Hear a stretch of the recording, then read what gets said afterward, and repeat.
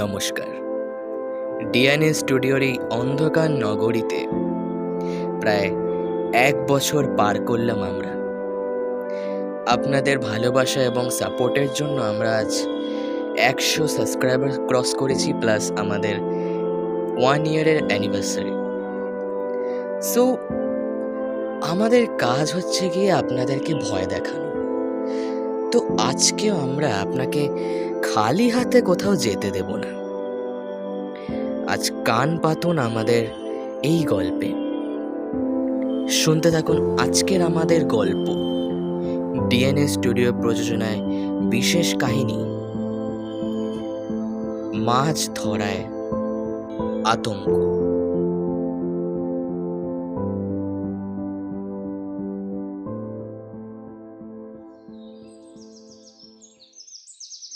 রানাদের গ্রামে গিয়ে একটা জিনিস বেশ খটকা লাগছে। এই গ্রামে কেউ মাছ খায় না। মুরগি, খাসি, গরু, ডিম, কচুরলতি, লাউয়ের বড়া সবই খেয়েছি এখানে, কিন্তু মাছ খাইনি এখনো। অথচ আমি জানতাম গ্রাম বাংলার মানুষের কাছে মাছটা খুব প্রিয়। মাছে ভাতে বাঙালি কথাটা তো এমনই আসেনি। একদিন থাকতে না পেরে রানাকে জিজ্ঞেসই করে ফেললাম, কিরে, তোদের গ্রামে এত পুকুর নদী থাকতে মাছ হয় না কোনোটায়? রানা একটু আসক্তি হয়ে বলল, ইমা, হবে না কেন? প্রচুর মাছ পাওয়া যায় এখানে। তাহলে তোরা মাছ খাস না কেন বলতো? গ্রামে মাছ নেওয়া বারণ। মাছ নিলেই তেনারা পিছু নেন। আমি হেসে ফেললাম। তেনার মানে কি, ভূতেরা? তবে আর কি, তোর খুব মজা লাগছে শুনতে। তুই তো আর এইখানের বাসিন্দা নয়। ওদের পাল্লায় যারা পড়েছে তারা জানে, দিন নেই রাত নেই মাছ সাথে দেখেছে কি পিছু নেবে তোর। তারপর মাছ না দিলে? আধ হাত কাদার মধ্যে গেড়ে রেখে দেবে, মাথা নিচে পা ওপরের দিকে। ওই তো গত বছর ও বাসার মকবুল কাকুর নতুন জামাই শ্বশুর বাড়িতে আসছিল মাছ নিয়ে। এসব কথা তো ওর জানা নেই। পরে ওইভাবে ওকে গেড়ে রেখে দিয়েছিল। বাবা, সেই দৃশ্য কল্পনা করলে এখনো গায়ে কাঁটা দেয়। বলতে বলতে রানা সত্যিই শিউরে উঠল। আমি বিরক্ত হয়ে বললাম, দোষ, চাপা মারারও তো লিমিট থাকে নাকি? দেখ, তুই বিশ্বাস করবি না আমি জানি, কিন্তু কথাটা সত্যি হে। এখানে থাকতে আর মাছের নাম নিস না। ঢাকায় গিয়ে যা ইচ্ছা যত মাছ খাস, আমি খাওয়াবো তোকে, কথা দিলাম। এখন চুপ থাক। আমারও জেদ উঠে গেল। এত চেষ্টা করেও তো তেনাদের দেখা পাইনি। আজ দেখব তেনাদের কত দৌড়। রাতে সবাই যখন গভীর ঘুমে তলিয়ে গেছে, তখন সাথে আনা বড়শি আর চার্জার লাইট নিয়ে বেরিয়ে পড়লাম, সাথে খাওয়ার জন্য 1 বোতল জল। রানাদের বাড়ি থেকে নদীটা কিছুটা দূরে আছে। এর আগে কখনো মাছ ধরিনি নদীতে। নদীর কিনারে বসে ছিপে চার বেঁধে ছুঁড়ে দিলাম, সাথে সাথে মাছ গেঁথে গেল। পকেটে করে নিয়ে আসা কাপড়ের ব্যাগে ভরলাম মাছটা। তারপর আবার বড়শি ফেললাম। কিছুক্ষণের মধ্যেই ব্যাগটা ভরে গেল। এত বড় বড় মাছ উঠেছে, আফসোস হচ্ছিল আরও বড় ব্যাগ আনলে ভালো হতো। যাই হোক, যা আছে তা নিয়েই বাড়ির পথ ধরলাম। হাঁটতে হাঁটতে হঠাৎ মনে হলো পেছনে কারোর পায়ের শব্দ পাচ্ছি। পিছন ফিরে দেখলাম কেউ নেই সেখানে। ভারী অস্বস্তি লাগলো। আবার হাঁটতে শুরু করলাম, আবারই সেই পায়ের শব্দ। এবার পিছনে তাকিয়ে দেখি এক কালো মতো কি যেন, দেখে মনে হচ্ছে যেন ঘোমটা দেওয়া কোনো মহিলা আমার পেছন পেছন আসছে সে। আমি হাঁক দিলাম, কে ওখানে? কি চাই? কিন্তু কোনো উত্তর এলো না। আমি আবার হাঁটতে শুরু করলাম, দেখলাম জিনিসটা আমার পিছু পিছুই আসছে। আমি দাঁড়ালে সেও দাঁড়িয়ে পড়ছে। আমি হাঁটা শুরু করতেই আবার সে হাঁটা শুরু করছে। এবার একটু ভয় করতে শুরু করলাম, হাঁটার গতি বাড়িয়ে দিলাম।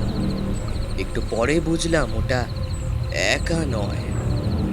আমার আশেপাশে গাছপালা ঝোপঝাড়ের আড়ালে অমন আরও কয়েকজন আমার আশেপাশে হাঁটছে। ভয় গলা শুকিয়ে গেল আমার। তাড়াতাড়ি হাঁটা শুরু করলাম, সামনে তাকিয়ে হাঁটছি। এই সময় একটা অদ্ভুত দৃশ্য চোখে পড়ল। আমার সামনের রাস্তায় বেশ বড় বড় কয়েকটা তাল গাছ ছিল। যে দেখি মানুষের মতো দেখতে কিছু ওই তাল গাছগুলো বেয়ে টিকটিকির মতো নিচে নেমে আসছে, তার মাথা উপরে পা নিচের দিকে করা। আমার সাহস ওখানেই শেষ। মাছগুলো ওখানে ফেলে দিলাম দৌড় বাড়ির দিকে।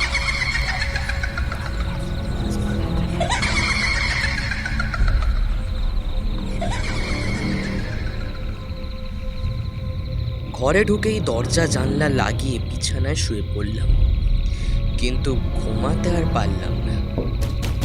একটু পর পর কে যেন বন্ধ জানলায় বাড়ি দিতে লাগলো। জানলার বাইরে হাসির শব্দ, হাততালির শব্দ, এমনকি টিনের চালেও জোরে জোরে শব্দ হতে লাগলো। সারা রাতটুকু কিভাবে যে কাটালাম সে কেবল আমিই জানি।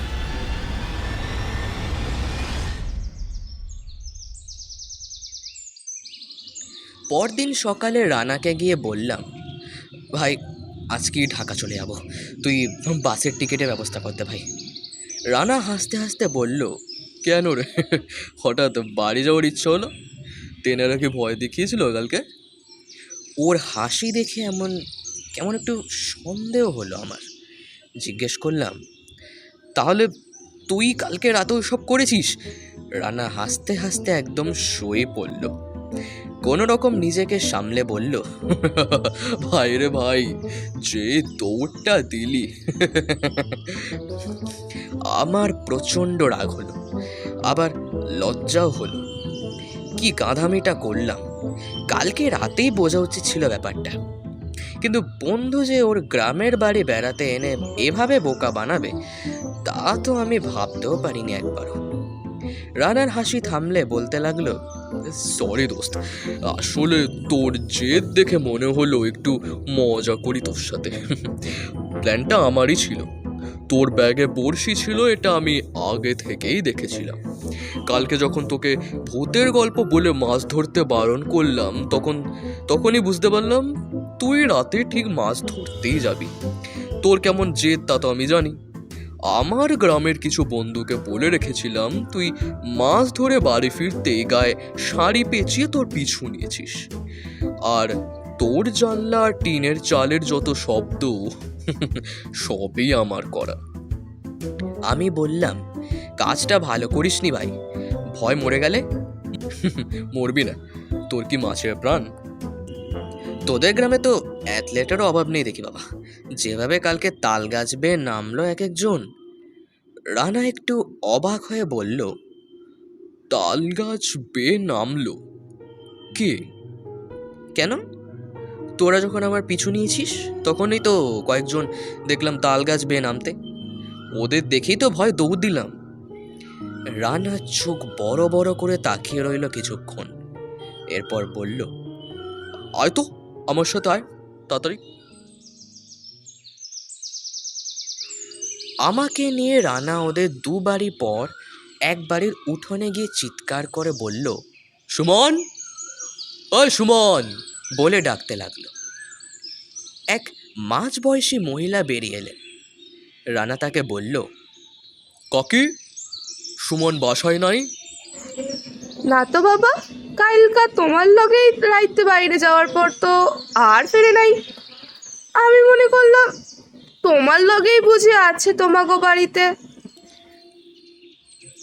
রানা আমাকে বলল, সর্বনাশ, কালকে তোর ফেলে যাওয়া মাছগুলো তো সুমনের কাছেই ছিল রে। আমরা সুমনকে খুঁজতে শুরু করলাম।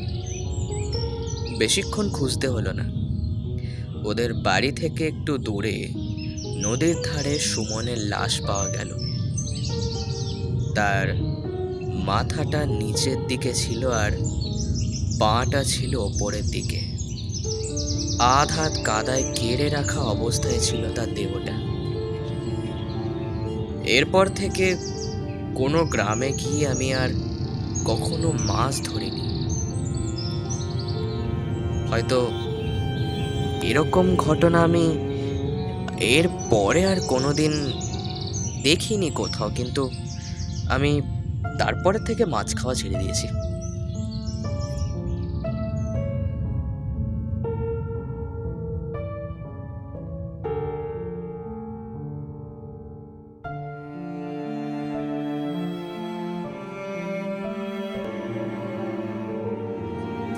আপনারাও মাছ খাওয়া ভুলে যান। হেমা, আমি কেন বলবো? এটা তো আপনাদের ব্যাপার।